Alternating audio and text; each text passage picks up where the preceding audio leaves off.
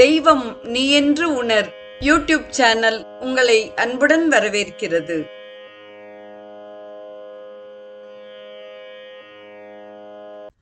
வாழிய செந்தமிழ். அன்பு நிறை உள்ளங்களுக்கு அன்பார்ந்த வணக்கங்கள். வாழ்ந்து காட்டிய வள்ளல்கள் வரிசையில் நாம் வாரியார் சுவாமிகள் அருணகிரிநாதரின் திருப்புகழுக்கு எழுதிய விரிவுரை குறித்து சிந்தித்துக் கொண்டிருக்கிறோம். இன்றைய நிகழ்வில் அருணகிரிநாத சுவாமிகள் மதுரை எம்பதியில் வீற்றிருக்கும் முருகப்பெருமானை குறித்து பாடிய திருப்புகழை நாம் சிந்திக்க இருக்கிறோம். நீதத்துவமாகி நேமத்துணையாகி பூதத்தயவான போதை தருவாயே, நாதத்துணியோனே ஞானக்கடலோனே, கோதற்ற அமுதான கூடற் பெருமாளே என்பதாக இப்பாடல் அமைகிறது.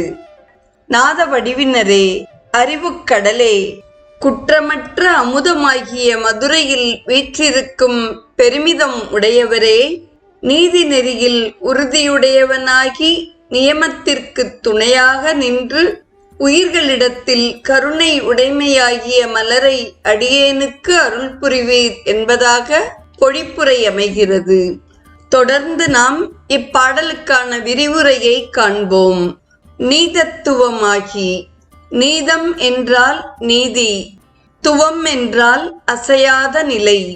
நீதியில் அசையாது நிற்றல் உயிருக்கு இறுதியே வரினும் உறுதியினின்றும் பிறழாத நிலையாகும். நேமத்துணையாகி. நேமம் என்றால் நியமம், நியமத்திற்கு துணையாகி நிற்றல். நியமம் என்பது யோக அங்கங்களில் இரண்டாவதாகும். இயமம், நியமம், ஆதனம், பிராணாயாமம், பிரத்யாகாரம், தாரணை, தியானம், சமாதி என்பன யோகத்தின் அம்சங்கள். யம நியம லட்சணம் வருமாறு கூறப்படுகிறது.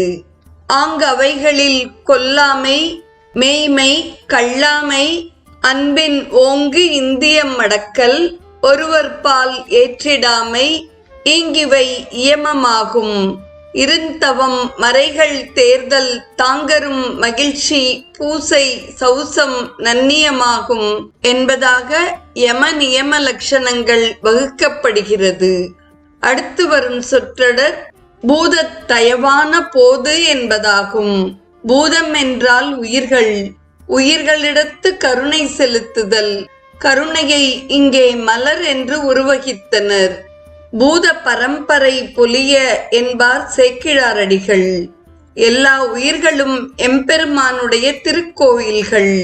ஆதலின் அவ்வுயிர்கட்கு அன்பு செய்தல் வேண்டும்.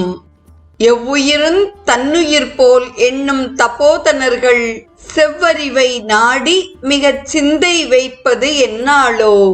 எவ்வுயிரும் என்னுயிர் போல் எண்ணி இறங்கவும் நின் தெய்வ அருட்கருணை செய்யாய் பராபரமே என்று தாயுமான சுவாமிகள் கூறுகிறார். எவ்வுயிரும் பராபரன் சந்நிதியாகும். இலங்கும் உடல் உயிர் அனைத்தும் ஈசன் கோவில்.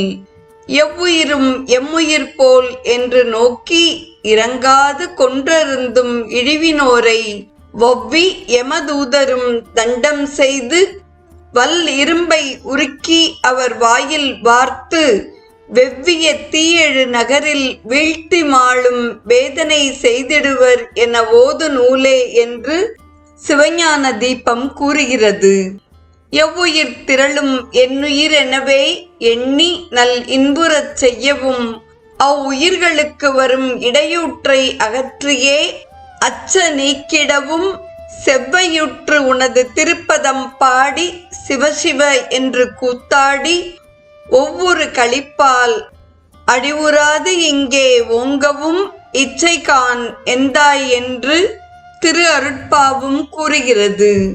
நாதரூபரே, ஞானக்கடலே, மதுரை மேவும் மயில் வாகனரே, உயிர்களிடத்து கருணை புரியும் மனத்தை அடியேனுக்கு அருள்வீர் என்பது இப்பாடலின் கருத்துரையாக அமைகிறது. இன்றைய நிகழ்வை கேட்டு மகிழ்ந்த அத்துணை நல்ல உள்ளங்களுக்கும் நெஞ்சார்ந்த நன்றி. மீண்டும் நாளைய நிகழ்வில் அருணகிரிநாதரின் மற்றுமொரு திருப்புகழையும் அப்பாடலுக்கான வாரியார் சுவாமிகளின் விரிவுரையையும் நாம் தொடர்ந்து சிந்திப்போம். வாழிய செந்தமிழ்.